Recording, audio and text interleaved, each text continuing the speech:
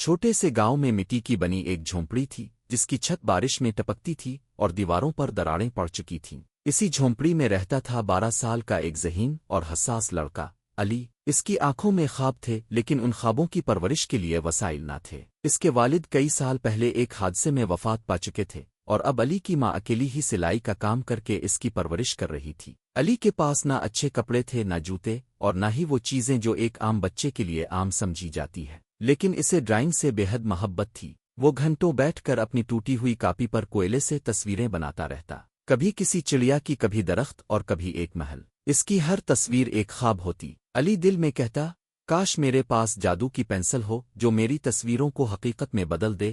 ایک دن اسکول سے واپسی پر علی تھکا ہارا ننگے پیر چل رہا تھا۔ اس کا بستہ پھٹ چکا تھا اور کمر پر باندھا ہوا تھا۔ راستے میں ایک کچرے کا ڈھیر پڑا تھا جہاں اکثر بچے چاکلیٹ کے ریپر بوتلیں تلاش کرتے۔ علی کی نظر اچانک ایک چمکتی ہوئی پینسل پر پڑی۔ وہ عام سی لگ رہی تھی مگر اس پر سنہرے رنگ کی باریک لکیریں تھیں جیسے کوئی روشنی اندر سے نکل رہی ہو۔ اس نے پینسل کو الفاظ الف صاف کیا اور دل میں سوچا، چلو دیکھتے ہیں یہ کیا کر سکتی ہے۔ اسی رات علی کو خواب آیا۔ وہ ایک باغ میں تھا، ہر طرف جگنو الفاظ رہے تھے۔ اچانک ایک چمکتی ہوئی پری ظاہر ہوئی جس کے پر چاندنی کی طرح دمک رہے تھے۔ اس نے علی سے کہا، یہ پینسل خاص ہے مگر طاقت اسی کے لیے ہے جو نیت میں صاف ہو۔ اگر تم لالچ کرو گے تو سب کچھ چھن جائے گا۔ پھر پری غائب ہو گئی اور علی کی آنکھ کھل گئی۔ علی نے خواب کو محض ایک تصور سمجھا مگر اگلی صبح وہ پینسل لے کر بیٹھ گیا۔ اس نے اپنی پرانی کاپی کھولی اور ایک بھوکے دابلی پاتلی حالت میں بیٹھے کتے کی تصویر بنائی۔ جیسے ہی وہ آخری لکیر کھینچ کر پیچھے ہٹا، اس کی آنکھیں پھٹ گئیں۔ تصویر سے ایک اصلی زندہ کتا باہر نکل آیا، وہی جو اس نے کاغذ پر بنایا تھا۔ کتا خوشی سے علی کے ہاتھ چاٹنے لگا۔ علی کی سانسیں تھم گئیں۔ وہ کانپتے ہونٹوں سے بولا، یہ سچ ہے۔ اس نے خوشی سے کتے کو گلے لگایا۔ اس لمحے سے وہ کتا علی کا دوست بن گیا، ہر جگہ اس کے ساتھ رہنے لگا۔ علی کو اب سمجھ آ چکا تھا کہ یہ پینسل عام نہیں ہے۔ اس نے طے کیا کہ وہ اس جادوی طاقت کو صرف بھلائی کے لیے استعمال کرے گا۔ اس نے پینسل سے غریب بچوں کے لیے جوتے، کپڑے، بستے اور کھانے کی تصویریں بنائیں۔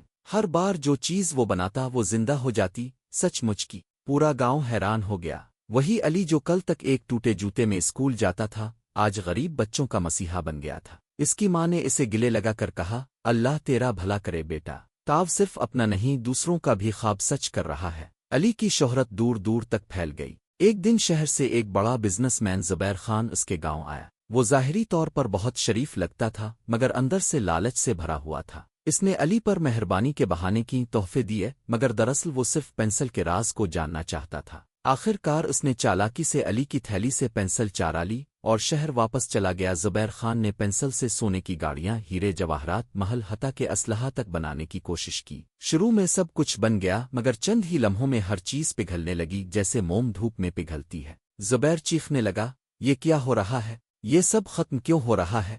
اسی رات پری اس کے خواب میں آئی اور بولی، جادو اس کے لیے ہوتا ہے جو دل سے نیک ہو، تاو طاقت کا حقدار نہیں۔ زبیر خان کا سب کچھ ختم ہو گیا، وہ تنہا رہ گیا۔ پری نے علی کے صبر اور نیکی کو دیکھ کر اسے دوبارہ پینسل لوٹا دی۔ علی نے اس بار فیصلہ کیا کہ وہ دنیا کے ان بچوں کے لیے کچھ بنائے گا جن کے پاس نہ گھر ہے، نہ تعلیم، نہ خواب۔ اس نے جادوی پینسل سے ایک خوبصورت اسکول کی تصویر بنائی، ہر بچے کے لیے کھلا، بغیر کسی فیس، بغیر کسی امتحان۔ اسکول میں صرف محبت، علم اور فن سکھایا جاتا تھا۔ اسی لمحے وہ اسکول حقیقت بن گیا، زمین پر ایک ایسا مقام جو جادو کی طاقت سے نہیں بلکہ نیکی کی طاقت سے بنا تھا۔ کئی سال بعد علی ایک مشہور آرٹسٹ بن چکا تھا۔ لوگ اس سے تصویریں خریدتے تھے مگر وہ اپنی سب سے قیمتی چیز، جادوی پینسل، کو دوبارہ استعمال نہیں کرتا تھا۔ ایک دن وہ پہاڑ پر چڑھا، جادوی پینسل کو چوم کر کہا، میری دنیا اب مکمل ہے، یہ طاقت اب آرام کرے گی۔ اس نے پینسل کو شفاف ڈبے میں بند کیا اور پہاڑ کی چوٹی میں دفن کر دیا۔ وہاں ایک تختی لگا دی۔ اصل جادو انسان کی نیت میں ہوتا ہے، چیزوں میں نہیں۔ دوستو، اگر آپ کو کہانی پسند آئی ہو تو ویڈیو کو لائک کریں، اپنے دوستوں کے ساتھ شیئر کریں اور ہمارے چینل کارٹون جالی کو سبسکرائب کرنا نہ بھولیں۔